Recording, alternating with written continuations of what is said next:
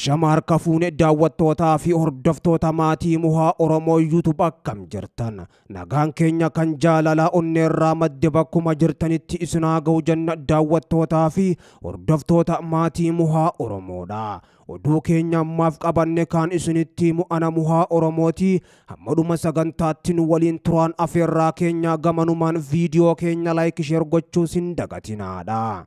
Mootummaan Itoophiyaa akkuma mariin nageenya marsaa jalqabaa xumurameen duula waraanaa bal'aa banuu ABO'n ibsa baaseen hime.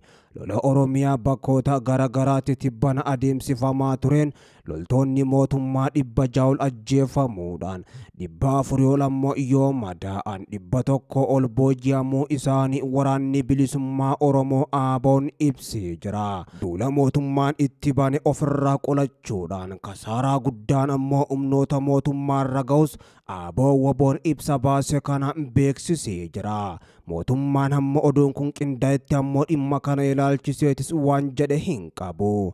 Mariin araaraa waraana bilisummaa Oromoo fi mootummaa Itoophiyaa jidduutti Taanzaaniyaa olola Zanzibaaritti ammoo adeemsifamaa ture erga goolabamee booda lolli hamaan qaamolee lamaan jidduutti adeemsifamaa jira. Abdiin nagaa fi tasgabbiidhaa ummanni Oromoo eegaa ture. Waraanaan ammoo gaaga'amaa jiraachuun ummata waraana keessa jiruuf yaaddoo guddaas tahee jira.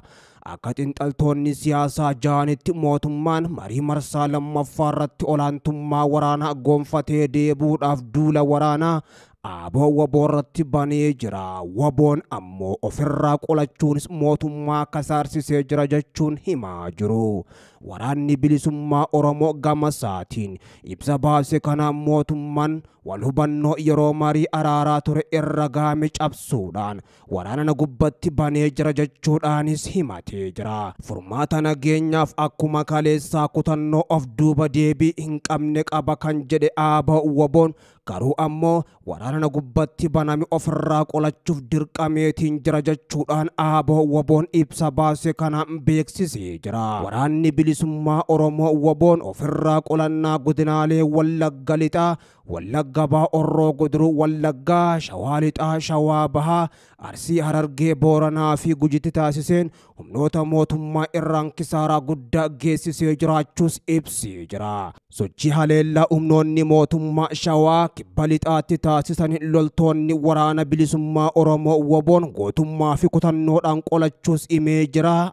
WBO'n ibsa baase kanaan humnoonni mootummaa bakkeewwan bobba'anitti erga waraanni bilisummaa Oromoo WBO'n haleeluun ofirraa qolatee ammoo ummata nagaa irratti hubaatii garagaraa geessisaa akka jiranis WBO'n ibsa baase kana beeksisee jira. WBO'n waraana guddaa zoonii giddu galeessaa godina Shawaa Lixaa aanaa Meettaa Walqixxeetti adeemsifame. Birgeediin Badhoodachaas Magarsaa Barii fi Bakkalcha Barii duula ofirraa ittisuu qindoominaan fudhataniin loltoota mootummaa hedduu ajjeesuu fi hedduu madeessuudhaan hedduus ammoo booji'anii jiraachuu WBO'n ibsa baase kana beeksisee jira. Ajajaan olaanaan WBO'dha ibsa isaanii baasan kana keessatti humnoonni waraana bilisummaa Oromoodha gootummaa fi tokkummaadhaan dura dhaabbatanii humna diinaa ofirraa qolatanii jiran kan jedhe bakkoota garagaraatis harkatti galfatanii akka jiranii fi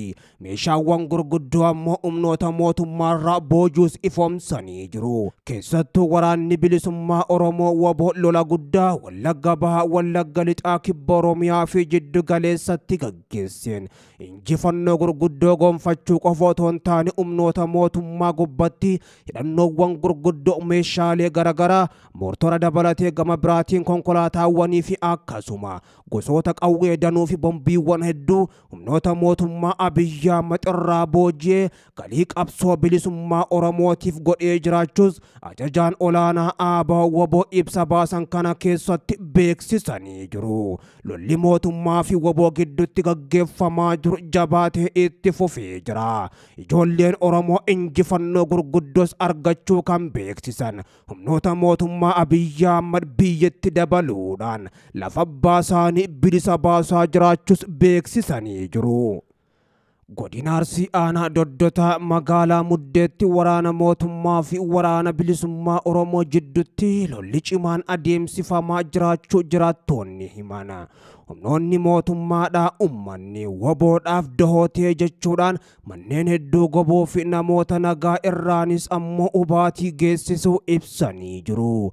Waraana godina Arsii aanaa Doddotaa magaalaa Muddeetti adeemsifameen ammoo waraanni mootummaa hawaasa nagaa dahoo waraana bilisummaa Oromoo taatan jechuudhaan reebichaa fi ajjecha irratti raawwachuu jiraattonni himana. Humnoonni mootummaa dubartii gudeeduu qabeenya saamuu fi manneenis gubaa jiraachuu jiraattonni dubbatan. Hanga oduun kun qindaa'etti ammoo namoonni nagayaa 10 ol ajjeefamuus himanii jiru. Namoonni nagaa 50 ol badii tokko malee hidhaa buufamuudhaa fi 30 ol ammoo dhabamuun kan himame.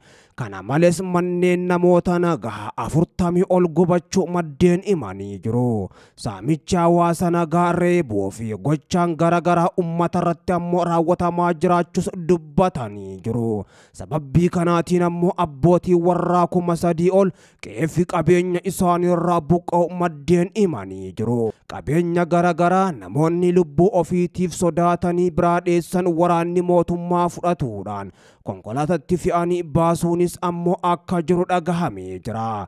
Waraanni mootummaa aanaa Doddotiitti ammoo dahoo waraana bilisummaa Oromooti jechuudhaan hawaasa nagaa jeeqaa ture. Gara aanaa Munneessaattis akka cehe jiraattonni aanaa Munneessaatis himanii jiru. Waboodhaa fi humnoota mootummaa gidduutti lolli adeemaa jiru kan jabaate hoggaa ta'u golee Oromiyaa marayyuu walgahee waraanni bilisummaa Oromoo fi humnoonni mootummaa wal dura dhaabbachuu itti fufanii jiru.